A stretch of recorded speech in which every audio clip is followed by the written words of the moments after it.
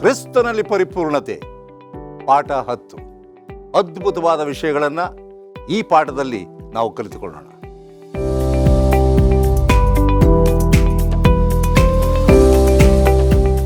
ಸಬ್ಬತ್ ಶಾಲೆ ಕಾರ್ಯಕ್ರಮಕ್ಕೆ ನಿಮ್ಮೆಲ್ಲರಿಗೂ ಆದರದ ಸ್ವಾಗತ. ಒಂದು ಸಣ್ಣ ಪ್ರಾರ್ಥನೆಯೊಂದಿಗೆ ಈ ದಿನದ ಒಂದು ಸಬ್ಬತ್ ಶಾಲೆಯನ್ನು ನಾವು ಶುರು ಮಾಡೋಣವೇ. ಪ್ರೀತಿ ಸಾಗರನೇ, ಸಂಪೂರ್ಣನೇ, ಈ ಸಬ್ಬತ್ ಶಾಲೆಯ ಪಾಠವನ್ನು ಆಶೀರ್ವದಿಸು.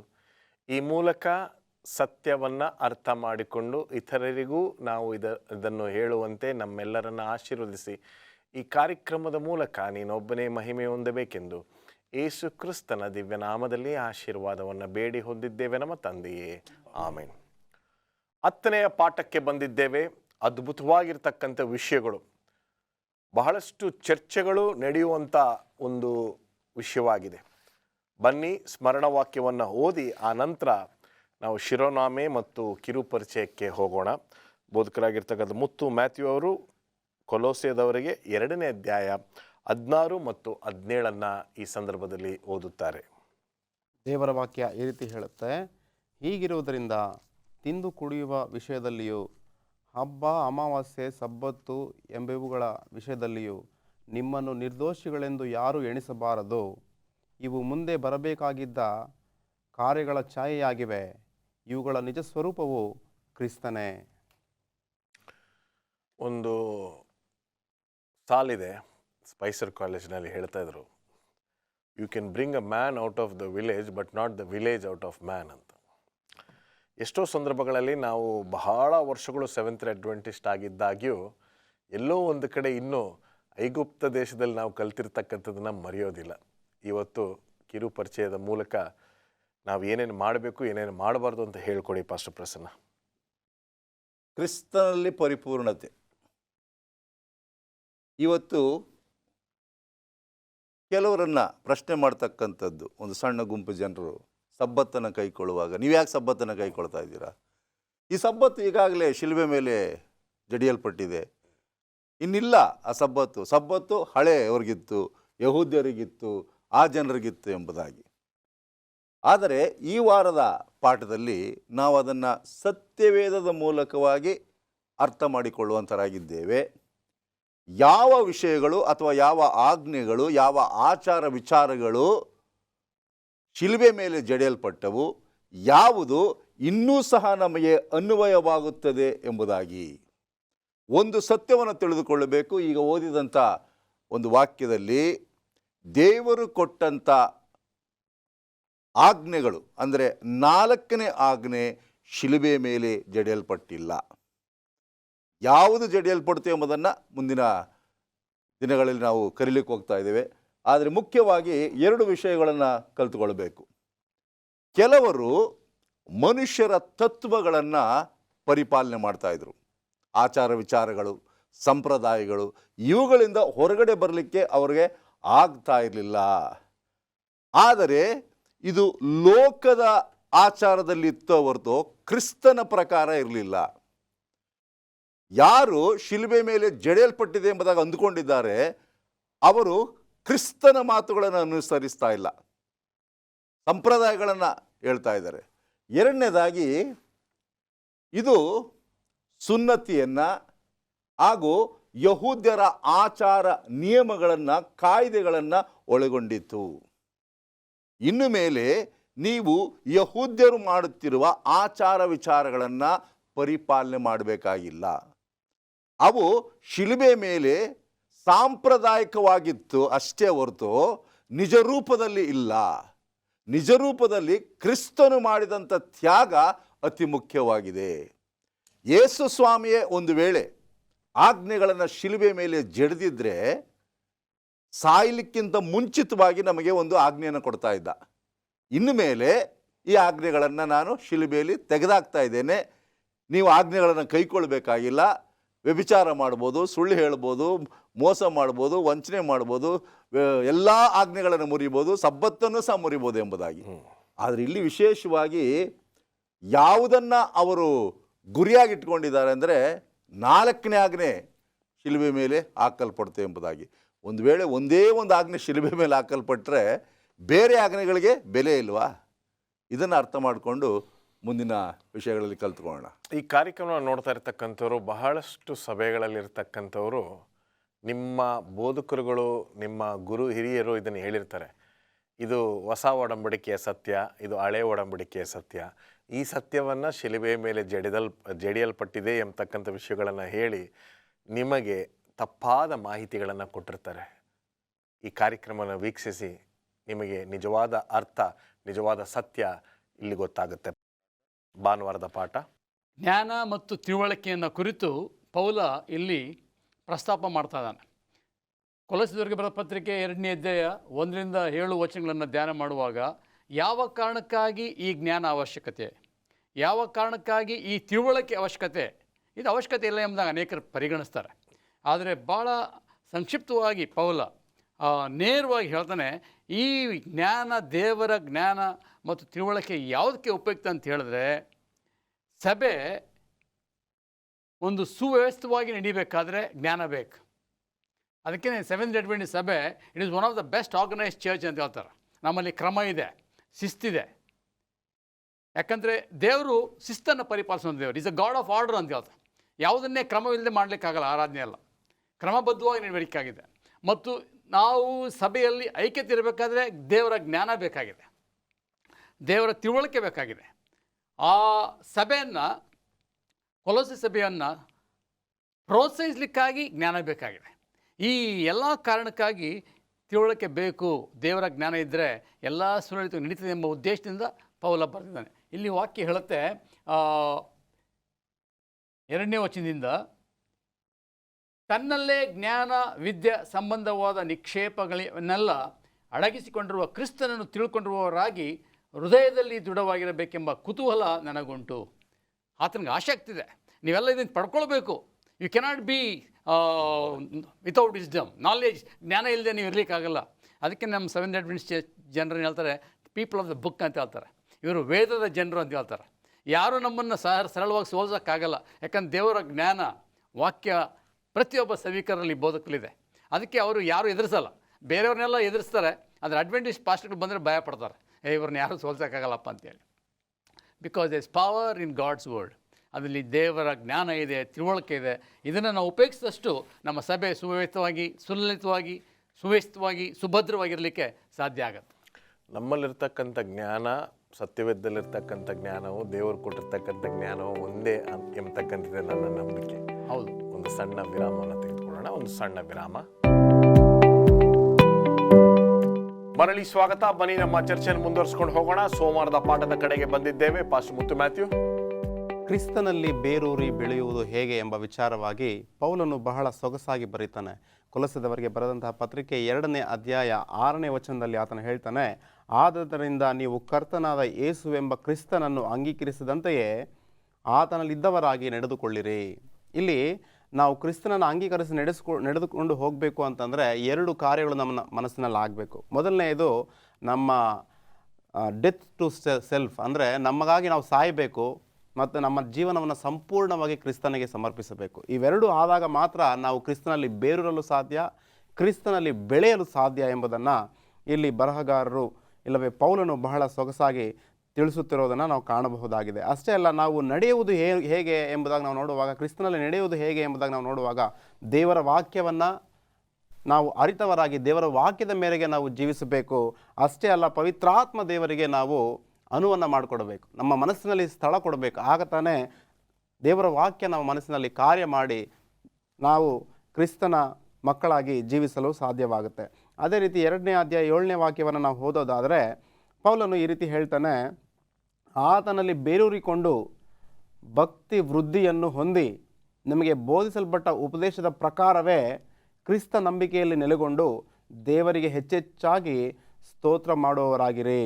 ಇಲ್ಲಿ ಕ್ರಿಸ್ತನಿಗೆ ಏನು ಮಾಡಬೇಕಪ್ಪ ಅಂತಂದರೆ, ಆತನ ಬೋಧನೆಗಳನ್ನು ನಾವು ಕೇಳಿದ್ದೇವೆ, ಆ ಬೋಧನೆಗೆ ಅನುಸಾರವಾಗಿ ನಾವು ಜೀವಿಸಬೇಕು ಎಂಬುದಾಗಿ ಪೌಲನು ಇಲ್ಲಿ ನಮಗೆ ಒಂದು ಆಹ್ವಾನವನ್ನು ಕೊಡ್ತಾ ಇದ್ದಾನೆ. ಆದ್ದರಿಂದ ನಾವು ಕ್ರಿಸ್ತನಲ್ಲಿ ಬೇರೂರಬೇಕು, ಕ್ರಿಸ್ತನಲ್ಲಿ ದಿನೇ ದಿನೇ ಬೆಳೆಯಬೇಕು. ಆಗುತ್ತಾನೆ ನಾವು ಕ್ರೈಸ್ತರಾಗಿ ಜೀವಿಸಲು ಸಾಧ್ಯವಾಗುತ್ತೆ. ಅಷ್ಟೇ ಅಲ್ಲ, ಯೆಶಾಯನ ಪುಸ್ತಕ 61ನೇ ಅಧ್ಯಾಯ 3ನೇ ವಚನದಲ್ಲಿ ನಾವು ನೋಡ್ತೇವೆ, ಇಸ್ರಾಯೇಲರನ್ನು ದೇವರು ಏನು ಮಾಡ್ತಾನಪ್ಪ ಅಂತಂದರೆ, ಒಂದು ಸಸಿಗೆ ಹೋಲಿಕೆ ಮಾಡೋದನ್ನು ನಾವು ಕಾಣ್ತಿದ್ದೇವೆ. ಒಂದು ಸಸಿ ಯಾವ ರೀತಿ ಬೆಳೆಯುತ್ತೋ ಅದೇ ರೀತಿ ನಾವು ಕೂಡ ಬೆಳೆಯುವಂಥವ್ರಾಗಿರಬೇಕು. ನೋಡಿ, ಅಷ್ಟೇ ಅಲ್ಲ, ಈ ಲೋಕದಲ್ಲಿ ನಾವು ಆರ್ಟಿಫಿಷಿಯಲ್ ಪ್ಲ್ಯಾಂಟ್ಸ್ ಕೂಡ ನೋಡ್ತೇವೆ. ಅವು ಬೆಳೆಯೋದಿಲ್ಲ, ಫಲ ಕೊಡೋದಿಲ್ಲ, ಪ್ಲಾಸ್ಟಿಕ್ದಿರುತ್ತೆ, ನೋಡಲಿಕ್ಕೆ ಬಹಳ ಸೊಗಸಾಗಿ ಕಾಣುತ್ತೆ. ಅಂತಹ ಒಂದು ಸಸಿಗಳಾಗಿ ನಾವಿರಬಾರದು ವಿನಃ ಫಲ ಕೊಡುವಂತಹ ಸಸಿಗಳಾಗಿರುವಾಗ ಖಂಡಿತವಾಗ್ಲೂ ನಮ್ಮ ದೇವರ ಆಶೀರ್ವಾದ ಮಾಡ್ತಾನೆ, ದೇವರ ಮಕ್ಕಳಾಗಿ ನಾವು ಜೀವಿಸಲು ಸಾಧ್ಯವಾಗುತ್ತೆ. ವಂಡರ್ಫುಲ್. ಮುಂದೆ ಹೋಗೋಣ, ಮಂಗಳವಾರದ ಪಾಠಕ್ಕೆ ಬರೋಣ. ಇದು ಒಂದು ತುಂಬ ಚರ್ಚೆ ಮಾಡುವಂಥ ಒಂದು ವಿಷಯವಾಗಿದೆ. ಎಲ್ಲ ಸಭೆಗಳಲ್ಲೂ ಯವನಸ್ಥರು ಕೆಲವರು ತಮಗೆ ಸುಲಭವಾಗಲಿ ಎಂಬತಕ್ಕಂಥ ಒಂದು ನಿಟ್ಟಿನಲ್ಲಿ ಭಾಳಷ್ಟು ಸತ್ಯಗಳು ಅವರ ಲಾಭಕ್ಕಾಗಿ, ಅವರ ಒಂದು ಸಭೆಯ ಬೆಳವಣಿಗೆಗಾಗಿ ಇವರೇ ಏನು ಮಾಡ್ತಾರೆ, ಕೆಲವು ಆಜ್ಞೆಗಳನ್ನು ಶಿಲ್ಬೆಗೆ ಜಡಿದು ಬಿಡ್ತಾರೆ ಅಂತ ನನ್ನ ಅನಿಸಿಕೆ. ಏನಂತೀರಾ? ಮುಂದುವರಿಸಿ. ಕೊಲೊಸ್ಸದವರಿಗೆ 2ನೇ ಅಧ್ಯಾಯ 11ರಿಂದ 15ನೇ ವಚನವನ್ನು ನಾವು ಗಮನಿಸುವಾಗ ಅನೇಕರಿಗೆ ತಪ್ಪು ಅಭಿಪ್ರಾಯ ಮೂಡಿದೆ, ಗೊಂದಲ ಮೂಡಿದೆ. ಆ ಗೊಂದಲ ಯಾವುದಂದರೆ ಎಲ್ಲ ಆಜ್ಞೆಗಳು ಶಿಲುಬೆಗೆ ಜಡಿಯಲ್ಪಟ್ಟಿದೆ ಎಂಬುದಾಗಿ. ವಿಶೇಷವಾಗಿ ಅವರ ಗುರಿ ಯಾವುದೆಂದರೆ 4ನೇ ಆಜ್ಞೆ. ಬೇರೆ ಯಾವ ಆಜ್ಞೆ ಬಗ್ಗೆನೂ ಹೇಳ್ತಾ ಇಲ್ಲ. ಜನ ಎಲ್ಲ ಆಜ್ಞೆಯೂ ಇದೆ, ವ್ಯಭಿಚಾರ ಮಾಡಬಾರ್ದು ಅಂತಿದೆ, ಕಳ್ತನ ಮಾಡಬಾರ್ದು ಅಂತಿದೆ, ನಿನ್ನ ದೇವರನ್ನು ಆರಾಧನೆ ಮಾಡಬೇಕು ಅಂತಿದೆ. ಬಟ್ 4ನೇ ಆಜ್ಞೆ ಬಂದಾಗ ಇದಿಲ್ಲ, ಯಾಕೆಂದರೆ ಅದು ಶಿಲುಬೆ ಮೇಲೆ ಹಾಕಲ್ಪಡ್ತು. ಇಲ್ಲಿ 3 ವಿಷಯಗಳನ್ನು ಅರ್ಥ ಮಾಡ್ಕೊಳ್ಬೇಕು ಬಹಳ ಸ್ಪಷ್ಟವಾಗಿ. 3 ಆಜ್ಞೆಗಳಿದ್ದು, ಒಂದು ಔಪಚಾರಿಕವಾದಂಥ ಆಜ್ಞೆಗಳು, ಸೆರಿಮೋನಿಯಲ್ ಲಾ, ಕೇವಲ ಒಂದು ಆಚರಣೆಗೆ ಮಾತ್ರ ಇಟ್ಕೊಂಡಿದ್ರು ಅದನ್ನು. ಇನ್ನೊಂದು ಮೋಶೆಯ ಆಜ್ಞೆಗಳು, ಅದು ಅವ್ರಿಗೆ ಮಾತ್ರ ಸೀಮಿತವಾಗಿತ್ತು, ಯಾಕೆ ಇಸ್ರಾಯೇಲರಿಗೆ ಮಾತ್ರ ಸೀಮಿತವಾಗಿತ್ತು. ಇನ್ನೊಂದು ಇದು ಒಂದು ಸಾಂಪ್ರದಾಯಿಕವಾಗಿ ಬರೆದಂಥ ಆಜ್ಞೆಗಳು, ಆರ್ಡಿನೆನ್ಸ್ ಎಂಬುದಾಗಿ, ಆ ಆಚಾರ ಸಾಂಪ್ರದಾಯಿಕ ವಿದ್ಯುತ್ ವಿಧಿಯಾದಂಥ ಆಜ್ಞೆಗಳು. ಇವು 3ಗಳು ಮಾತ್ರ ಜಡಿಯಲ್ಪಡ್ತೋ ಹೊರತು ನಿಜವಾದ ಆಜ್ಞೆ ಜಡಿಯಲ್ಪಟ್ಟಿರಲಿಲ್ಲ. ಇವತ್ತು ಅನೇಕರು ತಿಳ್ಕೊಳ್ಬೋದು, ಅಂದಮೇಲೆ ಇಲ್ಲಿ ಸಬ್ಬತ್ತಿನ ಬಗ್ಗೆ ಹೇಗೆ ಹೇಳಿದೆ? ಸಬ್ಬತ್ತಿನ ಬಗ್ಗೆ ನೀವು ಮನಸ್ಸಿಡಬೇಡ್ರಿ, ಅದನ್ನು ಆಚರಣೆ ಮಾಡಬೇಡ್ರಿ, ಇದನ್ನು ಆಚರಣೆ ಮಾಡಬೇಡ್ರಿ. ಒಂದು ಸತ್ಯವನ್ನು ಹೇಳಲಿಕ್ಕೆ ಇಷ್ಟಪಡ್ತೇನೆ. ವಾರದ ಸಬ್ಬತ್ತಿನ ಜೊತೆಗೆ ಇವರು ಮಾಡ್ತಕ್ಕಂಥ ಆಚರಣೆಯ ಸಬ್ಬತ್ತುಗಳು ಸಹ ಇತ್ತು. ಯಾವುದ್ಯಾವುದು ಎಂಬುದಾಗಿ ಯಾಜಕಕಾಂಡ 23ನೇ ಅಧ್ಯಾಯ 3ನೇ ವಚನದಲ್ಲಿ ಗಮನಿಸುವಾಗ 7 ಆಚರಣೆಗಳಿದ್ದವು. ಮೊದಲು ಉಳಿಯಿಲ್ಲದ ರೊಟ್ಟಿಗಳನ್ನು ತಿನ್ನಬೇಕಾದ ಜಾತ್ರೆಯ ಮೊದಲನೇ ದಿನ, ಉಳಿಯಿಲ್ಲದ ರೊಟ್ಟಿಯನ್ನು ತಿನ್ನಬೇಕಾದ ಜಾತ್ರೆಯ ಕೊನೆಯ ದಿನ, ಪಂಚಶತಮಾನದ ದಿನ, 7ನೇ ತಿಂಗಳಿನ ಮೊದಲನೇ ದಿನ ಅಂದರೆ ತುತ್ತೂರಿಗಳ ಹಬ್ಬ, 7ನೇ ತಿಂಗಳಿನ 10ನೇ ದಿನ ತುತ್ತೂರಿಗಳ ಹಬ್ಬ, ಪರ್ಣಶಾಲೆಗಳ ಜಾತ್ರೆಯ ಪ್ರಥಮ ದಿನ, ಪರ್ಣಶಾಲೆಗಳ ಜಾತ್ರೆಯ ಕೊನೆಯ ದಿನ. ಈ 7 ಹಬ್ಬಗಳು ಸಹ ವಿಶ್ರಾಂತಿ ದಿನಗಳೇ ಆಗಿತ್ತು. ಕೆಲವು ಹಬ್ಬಗಳು ಸಬ್ಬತ್ತಿನ ದಿನದಲ್ಲಿ ಬರ್ತಾ ಇತ್ತು. ಇದು ಹೇಗೆಂದರೆ, ನಮ್ಮ ಹುಟ್ಟಿದ ದಿನ ಈ ವರ್ಷ ಮಂಗಳವಾರ ಇದ್ದರೆ ಮುಂದಿನ ವರ್ಷ ಬುಧವಾರ ಬರ್ಬೋದು, ಆದರೆ ದಿನಾಂಕ ಮಾತ್ರ ಅದೇ ಇರ್ತದೆ, ದಿನ ಬೇರೆ ಆಗಿರ್ತದೆ. ಅದೇ ರೀತಿಯಲ್ಲಿ ಇಲ್ಲಿ ಒಂದು ಸೈಕಲ್ ಇತ್ತು. ಈ ಚಕ್ರದಲ್ಲಿ ಈ ಆಚರಣೆಯ ಸಬ್ಬತ್ತುಗಳು, ಆಚರಣೆಯ ದಿನಗಳು ಸಬ್ಬತ್ತಿನ ದಿನ ಬೀಳೋದ್ರಿಂದ ಇವುಗಳು 7ನೇ ಸಬ್ಬತ್ತಿನಷ್ಟೇ ಗೌರವವನ್ನು ಕೊಡಬೇಕಾಗಿತ್ತು. ಆವತ್ತು ಸಹ ವಿಶ್ರಾಂತಿ ತಗೊಳ್ಬೇಕು, ಯಾಕೆಂದರೆ ಅದನ್ನು ಹೈ ಸಾಬತ್ ಎಂಬುದಾಗಿ ಕರಿತೇವೆ. ಉಚ್ಚವಾದಂಥ ಸಬ್ಬತ್ತು, ಅದು ಆಚರಣೆಗೆ ಹೆಚ್ಚು ಮಹತ್ವವನ್ನು ಕೊಡಬೇಕು. ಉದಾಹರಣೆಗೆ ಹೇಳ್ತೇವೆ, ಈಗ ಕ್ರಿಸ್ಮಸ್ಸನ್ನು ನಾವು ಆಚರಣೆ ಮಾಡೋದಿಲ್ಲ, ಆದರೆ ಕ್ರಿಸ್ಮಸ್ ಎಂಬುದಾಗಿ ಶನಿವಾರ ಬಿದ್ದುಬಿಟ್ರೆ ಅದು ನಮಗೇನಾಗ್ತದೆ? ಹೈ ಸಾಬತ್ ಆಗ್ತದೆ. ಹಬ್ಬನೂ ಬಂದಿದೆ, ನಾವು ಮಾಡ್ತಕ್ಕಂಥ ಸಬ್ಬತ್ತಿನ ಆಚರಣೆಯೂ ಬಂದಿದೆ ಎಂಬುದಾಗಿ. ಹೊಸ ವರ್ಷವಾಗ್ಬೋದು, ಕ್ರಿಸ್ಮಸ್ ಆಗ್ಬೋದು, ಇನ್ನೊಂದೇ ಆಚರಣೆ ಆಗಿರ್ಬೋದು, ಅದು ಸಬ್ಬತ್ತಿನ ದಿನದಲ್ಲಿ ಬೀಳುವಾಗ ಅದಕ್ಕೂ 7ನೇ ದಿನಕ್ಕೂ ಸಂಬಂಧವಿಲ್ಲ. ಯಾವುದು 7ನೇ ದಿನದಲ್ಲಿ ಬರಬೇಕು. ಆ 52 ಸಬ್ಬತ್ತುಗಳು ವಿಶೇಷವಾದದ್ದು, ಮತ್ತು ಈ ಆಚಾರ ವಿಚಾರಗಳ ಮಧ್ಯಸ್ಥಿಕೆಯಲ್ಲಿ ಬರ್ತಕ್ಕಂಥ ಸಬ್ಬತ್ತುಗಳು ಬರೋದ್ರಿಂದ ಅವುಗಳನ್ನು ನೀವು ಶಿಲುಬೆ ಮೇಲೆ ಹಾಕಲ್ಪಟ್ಟಿವೆ. ನಿಜವಾದ 4ನೇ ಸಬ್ಬತ್ತು ಶಿಲುಬೆ ಮೇಲೆ ಹಾಕಲ್ಪಟ್ಟಿಲ್ಲ. ಕೊಲೋಸ್ಯ 2ನೇ ಅಧ್ಯಾಯದಲ್ಲಿ ಹೇಳುವಾಗ, ಆತನು ನಮ್ಮ ಅಪರಾಧಗಳನ್ನೆಲ್ಲ ಕ್ಷಮಿಸಿ ನಮ್ಮ ಮೇಲೆ ದೋಷಾರೋಪಣೆ ಮಾಡಿದಂಥ ಆಜ್ಞಾರೂಪವಾಗಿದ್ದಂಥ ಪತ್ರವನ್ನು ಕೆಡಿಸಿ ಅದನ್ನು ಶಿಲುಬೆಗೆ ಜಡಿದು ಇಲ್ಲದಂತಾಗ ಮಾಡಿದನು. ಈ ಆಚಾರ ವಿಚಾರ ಹಬ್ಬಗಳೆಲ್ಲ ಆಜ್ಞಾರೂಪವಾದದ್ದು, ಅದು ನಮಗೆ ವಿರೋಧವಾದದ್ದು, ಅದು ಇನ್ನು ಮೇಲೆ ಆಚರಣೆ ಮಾಡುವ ಅವಶ್ಯಕತೆ ಇಲ್ಲ. ಅದು ಮೋಶೆಯ ಕಾಲಕ್ಕೆ ಮಾತ್ರ ಸೀಮಿತವಾಗಿತ್ತು, ಯಹೂದ್ಯರಿಗೆ ಸೀಮಿತವಾಗಿತ್ತು. ಆದರೆ ಈ ನೈತಿಕ ಆಜ್ಞೆ, ಮಾರಲ್ ಲಾ, ದಶಾಜ್ಞೆಗಳು, ಸಬ್ಬತ್ತು ಎಂಬತಕ್ಕಂಥ ಆಜ್ಞೆಗಳು ಇಡೀ ಮಾನವನಿಗೆ ಸೃಷ್ಟಿಯಿಂದ ಕೊನೆಯವರೆಗೆ, ಯೇಸು ಕ್ರಿಸ್ತನು ಬಂದ ಮೇಲೆ, ಯೇಸು ಕ್ರಿಸ್ತನು ಆರಾರೋಹಣ ಆದ ಮೇಲೆ ಮಾತ್ರವಲ್ಲ, ನಮ್ಮನ್ನು ಕರೆದುಕೊಂಡು ಹೋಗುವಾಗಲೂ ಸಹ ಸಬ್ಬತ್ತನ್ನು ಆಚರಣೆ ಮಾಡ್ತಾ ಇರ್ತೇವೆ. ಆ ತಪ್ಪು ಅಭಿಪ್ರಾಯವನ್ನು ತೆಗೆದು ಹಾಕಬೇಕು. ಯೇಸು ಸ್ವಾಮಿ ಯಾವತ್ತೂ ಸಹ ಆಜ್ಞೆಗಳನ್ನು ತೆಗೆದು ಹಾಕುವುದಕ್ಕೆ ಬಂದಿಲ್ಲ, ಆಜ್ಞೆಗಳನ್ನು ನೆರವೇರಿಸುವುದಕ್ಕೆ ಬಂದಿದ್ದಾನೆ ಎಂಬುದಾಗಿ. ಸಬ್ಬತ್ತಿತ್ತು, ಸಬ್ಬತ್ತಿದೆ, ಸಬ್ಬತ್ ಇರುತ್ತೆ. ಸೊ ಈ ಕಾರ್ಯಕ್ರಮ ನೋಡ್ತಾ ಇರ್ತಕ್ಕಂಥವ್ರು ಒಂದು ವೇಳೆ ಈ ಪ್ರಶ್ನೆನ ನಿಮ್ಮ ಬೋಧಕರನ್ನು ಕೇಳುವಂಥ ಸಮಯ ಇದಾಗಿದೆ. ಈಗ ಸದ್ಯಕ್ಕೆ ಒಂದು ಸಣ್ಣ ವಿರಾಮವನ್ನು ತೆಗೆದುಕೊಳ್ಳೋಣ. ಅದ್ಭುತವಾಗಿರ್ತಕ್ಕಂಥ ಒಂದು ಪ್ರಶ್ನೆಯನ್ನು ಕೇಳುವಂಥ ಸಮಯವೂ ಇದಾಗಿದೆ. ಸಬ್ಬತ್ ಎಂಬತಕ್ಕಂಥದ್ದು ಶಿಲುಬೆಯ ಮೇಲೆ ಜಡೆಯಲ್ಪಟ್ಟಿರ್ತಕ್ಕಂಥ ವಿಷಯವಾಗಿದೆಯಾ? ಈ ಪ್ರಶ್ನೆಯನ್ನು ನೀವು ನಿಮ್ಮ ಬೋಧಕರುಗಳಿಗೆ, ನಿಮ್ಮ ಸಭೆಗಳಿಗೆ ಕೇಳುವಂಥ ಸಮಯ ಇದಾಗಿದೆ. ಈಗ ಒಂದು ಸಣ್ಣ ವಿರಾಮಕ್ಕೆ ಸಮಯವಾಗಿದೆ. ಮರಳಿ ಸ್ವಾಗತ. ಬನ್ನಿ ನಮ್ಮ ಚರ್ಚೆಯನ್ನು ಮುಂದುವರಿಸ್ಕೊಂಡು ಹೋಗೋಣ. ತುಂಬ ಗಂಭೀರವಾಗಿರ್ತಕ್ಕಂಥ ವಿಷಯಗಳನ್ನು ಈ ಒಂದು ಪಾಠದಲ್ಲಿ ನಾವು ಕಲಿತಾ ಇದ್ದೇವೆ. ಪಾಸ್ಟರ್ ರಾಜದಾಸ್, ಬುಧವಾರದ ಪಾಠಕ್ಕೆ ಬಂದಿದ್ದೇವೆ, ಹೇಳಿ. ಬುಧವಾರ ಪಾಠದಲ್ಲಿ ಪೌಲ ಭಾಳ ಸ್ಪಷ್ಟವಾಗಿ ಛಾಯನ ಅಥವಾ ಇದು ವಸ್ತುನ, ಈ ಎರಡು ಅಂಶಗಳನ್ನು ಜನ ಅರ್ಥ ಮಾಡ್ಕೊಳ್ಬೇಕಾಗಿದೆ. ಇದನ್ನು ಎಲ್ಲ ತಳಮಳಗೊಳ್ಕೊಳ್ತಾರೆ. ದೇವರ ವಾಕ್ಯವನ್ನು ಸರಿಯಾಗಿ ಅರ್ಥ ಮಾಡ್ಕೊಳ್ದಿದ್ರೆ ಅವರು ಗೊಂದಲಕ್ಕೊಳಗಾಗೋ ಸಾಧ್ಯತೆಗಳಿವೆ. ಅದನ್ನು ಇಲ್ಲಿ ಭಾಳ ಸಂಕ್ಷಿಪ್ತವಾಗಿ, ನೇರವಾಗಿ ಪೌಲ ವಿವರಣೆ ಮಾಡ್ತಾನೆ. ಪೌಲನ ಬರವಣಿಗೆ ಪೇತ್ರನ ಬರವಣಿಗೆ ಅಷ್ಟು ಸುಲಭ ಅಲ್ಲ ಅರ್ಥ ಮಾಡ್ಕೊಳ್ಳಿಕ್ಕೆ. ಪೇತ್ರನೇ ಹೇಳ್ತಾನೆ ಪೌಲನ ಬರವಣಿಗೆ ಭಾಳ ತೀಕ್ಷ್ಣವಾಗಿದೆ, ಅದು ಅರ್ಥ ಮಾಡ್ಬೇಕಾದ್ರೆ ಭಾಳ ಜ್ಞಾನ ಬೇಕು ಅಂತೇಳಿ. ಅದರಿಂದ ಅನೇಕ ಬೋಧಕರಿಗೆ ಹೇಳೋದೇನಂತ ಹೇಳಿದ್ರೆ, ನೀವು ಸುಮ್ಮನೆ ಸರಳವಾಗಿ ಮೇಲೆ ಓದ್ಕೊಂಡು ಅಪಾರ್ಥ ಮಾಡ್ಕೊಳ್ಬಾರ್ದು. ಇದನ್ನು ಆಳವಾಗಿ ಓದಾಗ ಮಾತ್ರ ನಿಜವಾದ ಗೂಢಾರ್ಥ ತಿಳಿತದೆ. ಇಲ್ಲಿ 2ನೇ ಅಧ್ಯಾಯ 16ನೇ ವಚನ, ಇದು ಗೊಂದಲಮಯವಾದಂಥ ಒಂದು ವಾಕ್ಯ. ಈ ವಾಕ್ಯದ ಮೇಲೇ ಅನೇಕರು ಸುಳ್ಳು ಬೋಧನೆಯನ್ನು ಮಾಡೋರಾಗಿದ್ದಾರೆ. ಅದೇನಂತ ಹೇಳಿದ್ರೆ, ಹೀಗಿರುವುದರಿಂದ ಹಿಂದೆ ಅದನ್ನು ವಿವರಣೆ ಮಾಡಿದ್ದಾನೆ. ಆ ವಿವರಣೆಯ ಮೇಲೆ ಹೀಗಿರುವುದರಿಂದ ತಿಂದು ಕುಡಿಯುವ ವಿಷಯದಲ್ಲಿಯೂ ಹಬ್ಬ, ಅಮಾವಾಸ್ಯೆಯ, ಸಬ್ಬತ್ತು ಎಂಬುವುಗಳ ವಿಷಯದಲ್ಲಿಯೂ ನಿಮ್ಮನ್ನು ದೋಷಿಗಳೆಂದು ಯಾರು ಎಣಿಸಬಾರದು. ಅವ್ರು ಹೇಳ್ತಾರೆ, ನೋಡಿದ್ರ ಸಬ್ಬತ್ ಬಗ್ಗೆ ಯಾರು ದೋಷಿ ಅಂತ ಹೇಳಬಾರ್ದು ಅಂತ ತೀರ್ಮಾನ ಮಾಡಿಬಿಡ್ತಾರೆ. ಯಾವ ಸಬ್ಬತ್ತು ಅಂತ ಈಗಾಗಲೇ ಪ್ರಸನ್ನ ಅವರು ಭಾಳ ಸರಳವಾಗಿ ವಿವರಣೆ ಮಾಡಿದ್ದಾರೆ. ಸಬ್ಬತ್ತು ಅಂತ ಹೇಳಿದ್ರೆ ವೀಕ್ಲಿ ಸಾಬತ್ ಬೇರೆ, ವಾರದಲ್ಲಿ 7ನೇ ದಿನದ ಸಬ್ಬತ್ತು ಬೇರೆ, ಮತ್ತು ಹಬ್ಬ ಅಮಾವಾಸ್ಯೆಗಳು ಬರುವ ಸಬ್ಬತ್ತುಗಳು ಬೇರೆ. ಹಬ್ಬಗಳು ಬರುವಂಥ ಸಬ್ಬತ್ತು ಅದು ಸಬ್ಬತ್ತೇ ಆಗಿತ್ತು. ಆ ಸಬ್ಬತ್ತನ್ನು ಕುರಿತು ಇಲ್ಲಿ ಪೌಲ ಹೇಳ್ತಾನೆ, ಪ್ರಸ್ತಾಪ ಮಾಡ್ತಾ ಇದ್ದಾನೆ. ಹೇಗೆ ಅಂತ ಹೇಳಿದ್ರೆ, ಈ ಯಹೂದ್ಯರು ಏನು ಅಭ್ಯಾಸದಲ್ಲಿತ್ತಂತ ಹೇಳಿದ್ರೆ, ನೀವು ಯಹೂದ್ಯರಾಗಬೇಕಾದ್ರೆ ಮೋಶೆಯ ಸಂಪ್ರದಾಯದ ಪ್ರಕಾರ ನೀವು ಸುನ್ನತಿ ಮಾಡಿಸ್ಕೊಳ್ಬೇಕು. ಸುನ್ನತಿ ಅದು ಸಾಂಪ್ರದಾಯಿಕ. ಆದರೆ ಇಲ್ಲಿ ಭಾಳ ಸ್ಪಷ್ಟವಾಗಿ ಸರಳವಾಗಿ ಪೌಲ ಹೇಳ್ತಾನೆ, ಸುನ್ನತಿ ಆಗೋದು ಅವಶ್ಯಕತೆ ಇಲ್ಲ ಶಾರೀರಿಕವಾಗಿ. ಇದು ಆತ್ಮಿಕವಾದಂಥ ಸುನ್ನತಿ ಆಗಬೇಕು. ಆತ್ಮಿಕ ಸುನ್ನತಿಯಲ್ಲಿ ಆಗಬೇಕು, ನಿಮ್ಮ ಹೃದಯದಲ್ಲಿ ಆಗಬೇಕು. ಎಲ್ಲ ಕೆಟ್ಟದನ್ನು ವಿಸರ್ಜಿಸಬೇಕು.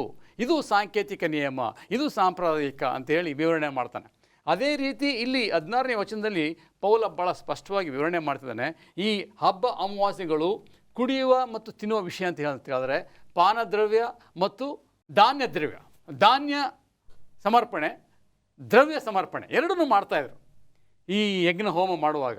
ಈ ವಿಷಯವನ್ನು ಕುರಿತು ಕುಡಿಯುವುದು, ತಿನ್ನುವುದು ಎಂಬ ವಿಷಯವನ್ನು ಆತನು ಸರಳವಾಗಿ ಅರ್ಥ ಮಾಡ್ಕೊಳ್ಳೋ ರೀತಿ ಹೇಳ್ತಾ ಇದ್ದಾನೆ. ಕುಡಿಯೋದು, ತಿನ್ನೋದು ಅಂತ ಹೇಳಿದ್ರೆ ಸರಳವಾಗಿ ದಿನ ತಿನ್ನೋದಲ್ಲ. ಯಜ್ಞ ಮಾಡುವಾಗ ಈಗಲೂ ಕೆಲವರು ನೈವೇದ್ಯ ಮಾಡ್ತಾರೆ. ಕ್ಷೀರ ಅಂದರೆ ಹಾಲನ್ನು ನೈವೇದ್ಯ ಮಾಡ್ತಾರೆ, ತುಪ್ಪ ನೈವೇದ್ಯ ಮಾಡ್ತಾರೆ. ಅದೆಲ್ಲ ಎಲ್ಲಿಂದ ಬಂತು? ದೇವ್ರ ವಾಕ್ಯದಿಂದನೇ ಬಂತು. ಹಿಂದಿನ ಕಾಲದಲ್ಲಿ ಯಹೂದ್ಯರು ಧಾನ್ಯ ಸಮರ್ಪಣೆ ಮಾಡ್ತಾಯಿದ್ರು, ದ್ರವ್ಯವನ್ನು ಸಮರ್ಪಣೆ ಮಾಡ್ತಾಯಿದ್ರು. ಈ ಅಭ್ಯಾಸಗಳನ್ನು ಕುರಿತು ಹೇಳ್ತಾನೆ. ಇದೆಲ್ಲವೂ ಒಂದು ಛಾಯೆ ಆಗಿತ್ತು. ಯಾವುದಕ್ಕೆ ಛಾಯೆ ಆಗಿತ್ತು? ಯೇಸು ಕ್ರಿಸ್ತನು ನಮ್ಮ ಪಾಪಕ್ಕಾಗಿ ಸಾಯೋ ತನಕ ಶಿಲುಬೆ ಮೇಲೆ ಈ ಹಬ್ಬ ಅಮಾವಾಸ್ಯೆಗಳು, ಈ ಆಚರಣೆಗಳು, ಈ ಸಾಂಕೇತಿಕ ನಿಯಮಗಳೆಲ್ಲ ಆಚರಣೆ ಇತ್ತು, ಅಭ್ಯಾಸದಲ್ಲಿತ್ತು.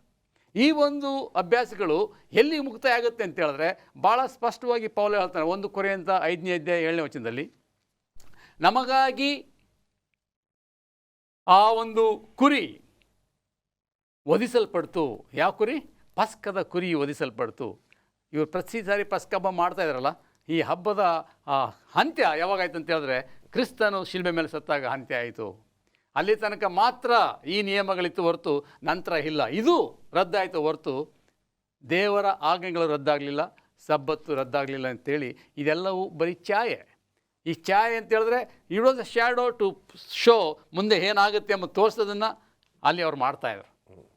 ಆ ವಿಷಯನ ಕುರಿತು ಹೇಳ್ತಾನೆ, ಇದು ನಿಜವಾದಂಥ ಆಜ್ಞೆಗಳು ಅಲ್ಲ ಮತ್ತು ಸಬ್ಬತ್ತು ರದ್ದಾಗಲಿಲ್ಲ ಎಂಬ ವಿಷಯವನ್ನು ಹೇಳ್ತಾನೆ. ಇದನ್ನು ಭಾಳ ಸ್ಪಷ್ಟವಾಗಿ ಓಶಿಯನ ಪುಸ್ತಕದಲ್ಲೂ ಸಹ ಹೇಳ್ತಾನೆ.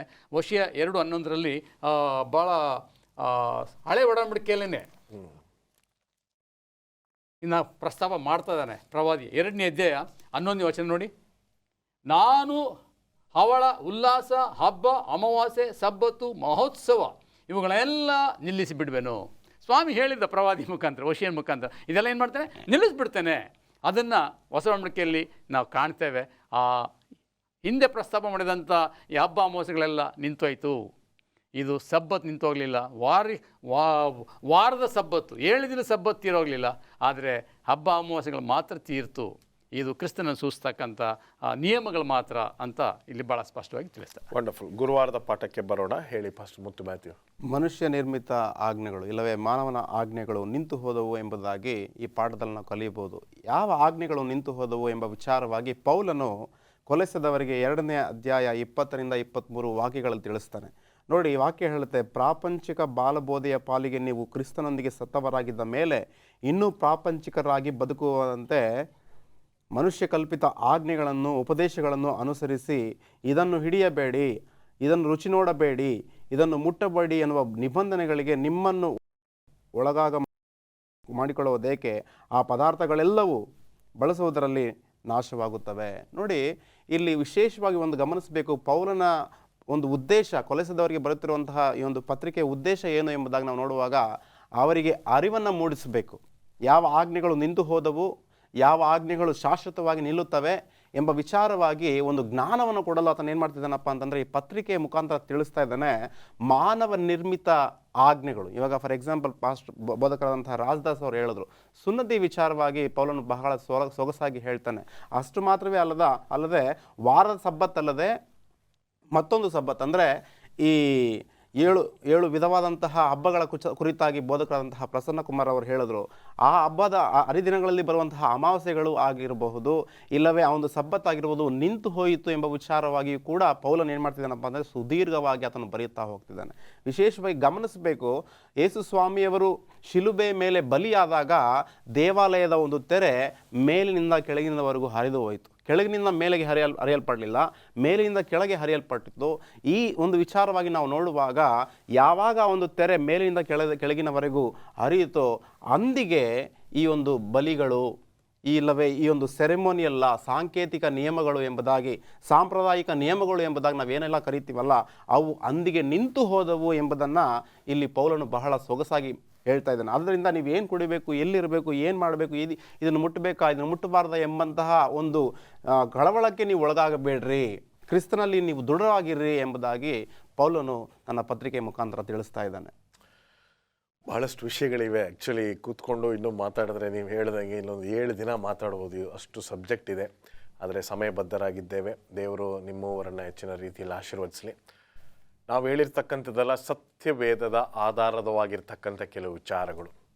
ಇದು ನಮ್ಮ ಸೆವೆಂತ್ ಡೇ ಅಡ್ವೆಂಟಿಸ್ಟ್ ಸಭೆಯ ಸತ್ಯಗಳಲ್ಲ, ಸತ್ಯವೇದದ ಸತ್ಯಗಳು.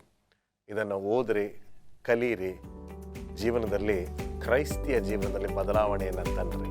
ದೇವರು ನಿಮ್ಮೆಲ್ಲರನ್ನ ಆಶೀರ್ವದಿಸಲಿ.